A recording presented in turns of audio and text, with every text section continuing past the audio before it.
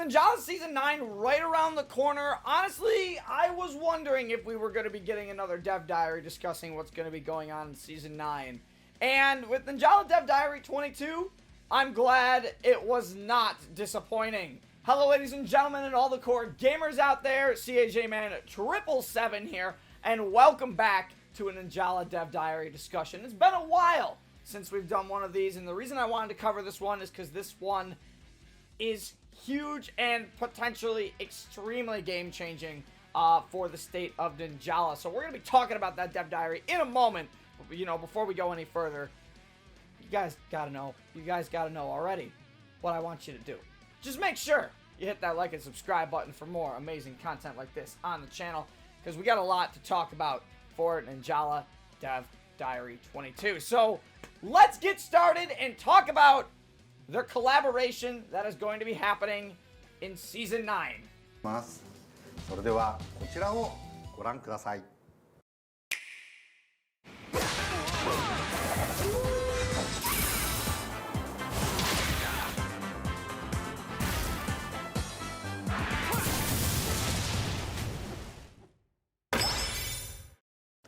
というわけでテレビアニメ「呪術廻戦」コラボです。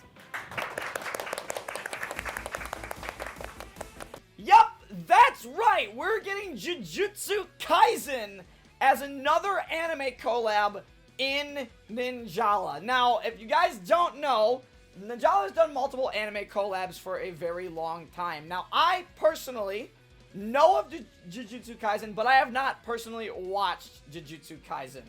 So, I might actually have to watch Jujutsu Kaisen. You might be asking yourself, why have you never watched it yet? It's super good. Well, it was the same thing with Demon Slayer. I didn't watch Demon Slayer until Ninjala had a collab with Demon Slayer, and I'm hooked on Demon Slayer. So, I'm waiting for Season 3 to come out already, which is already in production. But yeah, I'm super excited that we're getting another anime collab, because honestly, with Ninjala doing all these anime collabs, it's gotten me into other animes that people have recommended, but I just haven't had a chance to watch. So, hopefully this is the same effect with the Jujutsu Kaisen collab.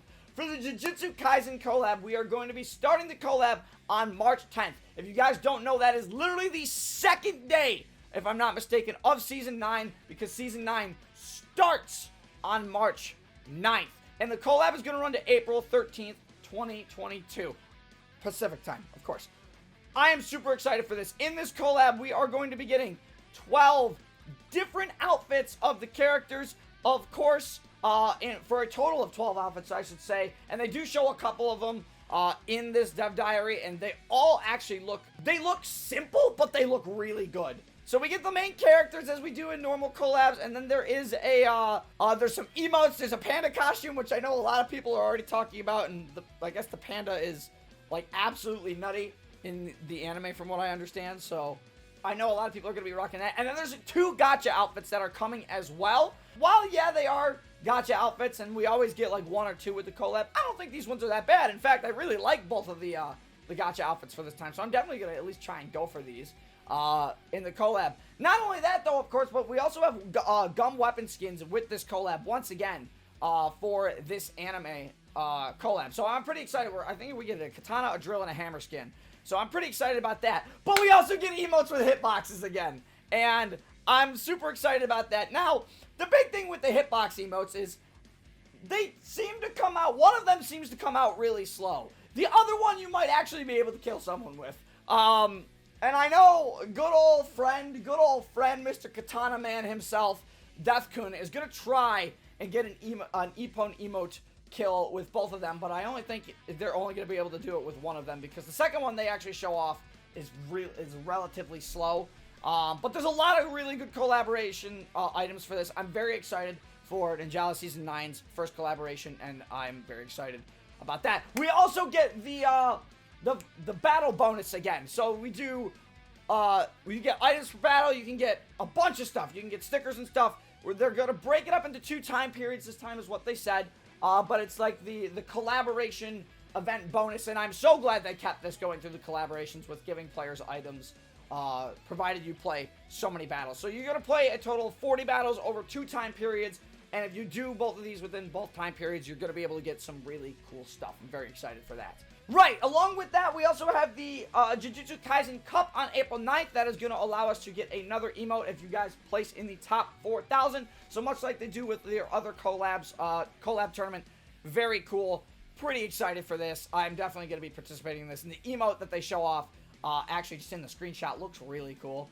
So I definitely will have to go and shoot for the emote. I'm super, super excited for this. And I'm super excited for Ninjala collaborating with Jujutsu Kaisen, because apparently over 6 million copies of the manga have been sold worldwide, according to the developers of Ninjala. And I'm almost positive that's actually going to be a true statement as well. I could probably look it up right now and see that it has sold over 6 million, and I would believe that.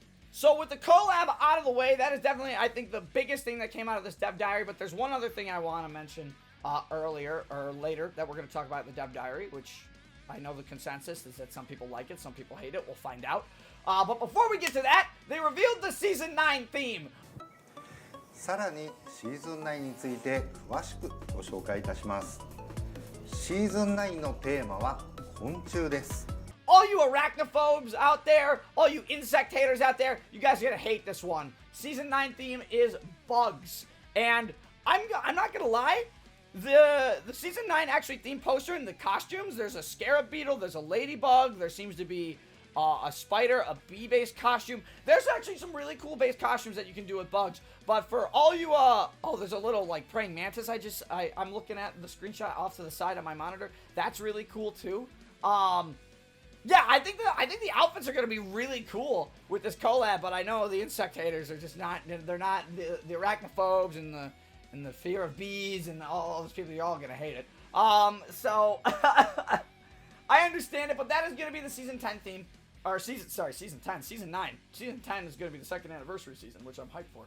I think the Season 9 theme is going to be awesome. And along, of course, with Season 9, we're getting a new Shinobi card. Something called the Ninja Gum Lab, which we will get to because they did show it off here. And the WNA Resort. Now, the WNA Resort, everybody's excited for it. It's pre-opening, which means they're probably going to be adding features to it as we go through the seasons. But I know a lot of people have been looking forward to that. So the next thing we're going to talk about is the other big thing I really wanted to talk about for this. This is the big thing that I think could either be really good or break the game in terms of balance. Although, to be fair, if this Ninja Gum Lab does boost combat potential, you're going to see a lot more fighting with probably a lot more varied weapons. And then on top of the varied weapons, you're also going to see, you might see higher scores because everybody's epoing each other more. You might see less drones because people are fighting each other more. But basically, what the Ninja Gum Lab is any ninja medals that you have gained, you can convert into what is known as research points. Now, what the Ninja Gum Lab is aiming to do is it's aiming to give very small buffs to classes of weapons, but you have to research them by using your ninja medals that you can earn, by the way, just in-game fully just by playing Ninjala. So this might be a small little thing, and based on the screenshot they showed, the one that they showed is like a katana research, which is effective on all the katana weapons. It actually shows you a picture of it too, on what it's all effective as. And if you see here, level like 2 of 10, Gum Ninjutsu damage plus, just as an example, for level 2 of 10, you start at, it increases damage dealt to the opponent when performing the Gum Ninjutsu. So if you see, upgrading it to level 2, it goes from 1% damage to 1.5% damage increase. That's very minor. If you guys know anything about the damage values in Ninjala, it's very minor, but in the long run, when things are fully upgraded, I'm sure it will be more major, and I'm sure they will also have to balance this going forward. And it's going to apply to all the weapons. Now, what I think they might end up doing for future things in the Ninja Gum Research Lab is I think they will change the overall balance. Again, I already said this. I think this will change the overall balance of the game. This could be a good thing. This could be a bad. This could be a bad thing. We will have to see. But if there's one thing that they've done consistently so far, in private battles, we're able to lock Shinobi codes. In tournaments, they lock Shinobi card codes to level 5. We could see a similar thing with the Ninja Gum Lab in private battles. You could turn the extra effects of the Ninja Gum Lab off. They could do the same thing for tournaments. They could limit it to level 5 or completely just have it null and void so all weapons perform at their base value. So, honestly, this really is only going to affect your just casual matches and stuff like that for the most part. They might add an option to battle without Ninja Gum Lab codes later in like a free battle option. Maybe you can like search matches without Ninja Gum boosts, or you can have it like lock boost. That might be something that players want to see, but it all depends on how this Ninja Gum Lab works. Now, research points are a big thing that you can convert to medals. However, there is another thing that you can do besides convert these to medals. Besides converting things to medals, they're going to have a campaign specifically for, of course, the Ninja Gum Research Lab. So to celebrate the opening of it, what they're doing is they're having a commemorative campaign. And in this commemorative campaign, you, of course, can get ninja medals and research points just for logging into the game every day. And that is very fair. A lot of people are going to be able to try this, and it's going to apply to a bunch of different weapons, and we'll see what it does, okay? We'll see what it does. We'll see how it functions, because who knows? Honestly, I think this is the other big thing besides the collab that I think in this dev diary, a lot of people are talking about, because this is kind of an important thing, especially in terms of the game balance. As you all know, Ninjala is not the most perfectly balanced game out there. Neither is Splatoon 2. You can't tell me that it's not. Look at the meta. But yeah, I think the Ninja Gum Lab is going to be a good idea. And of course, throughout the this campaign as well, they're also going to be distributing research points through codes through the Ninjala anime and their official live streams as well. So definitely look forward to that.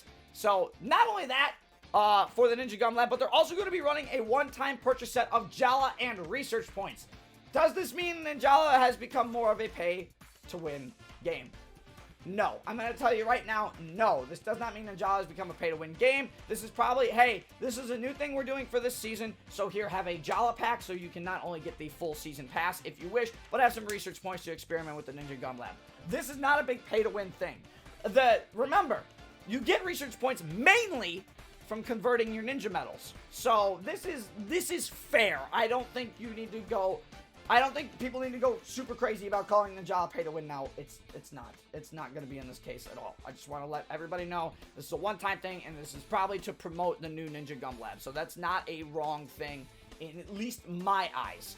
But the Ninja Gum Lab, I think, is going to be a really cool idea, and I'm very excited to see where it goes. The next thing we're going to be talking about here, we're going to be talking about the new Shinobi card. This is called Turnabout Guard, and this is the first defensive Shinobi card that we have seen in a while. Turnabout Guard is a very simple Shinobi card, and it decreases damage overall and gum damage dealt to you when your life goes down to not only a certain threshold, but when there are more people around you, with it being most effective when you're in a big scramble with everybody around you. This card could be super effective in teams or in the chaotic situation of Battle Royale when everyone has BR syndrome and they basically, everyone's around you. A super cool assist code, starting at a base 11 cost from what I've seen, has some really cool assist codes as well on top of this. It has a cooldown of gum shot reduction, so faster gum shots when Turnabout Guard is active. You've got life recovery for Turnabout Guard, so when you defeat an opponent with Turnabout Guard active, you're going to heal, which might deactivate your Turnabout Guard, and you take a couple more hits and Turnabout Guard reactivates, you know what I'm saying? That's a good idea. That's a really nice assist code to go with that. You can basically constantly have Turnabout Guard on. And then the other one is Search, which is displaying the position of foes beyond walls within a certain range if foes number 3 or more. So say if you're in a fight with 3 people, you jump into it, you can see the other 4 people in the match if you're playing, obviously, BR, which is going to be very cool. This is going to be a very nice card. This is going to be a very defensive play card. I can see it happening on hammers to make them more tanky. I can see sound hammers using it. I can see katanas using it for maybe the shorter gum cooldown time.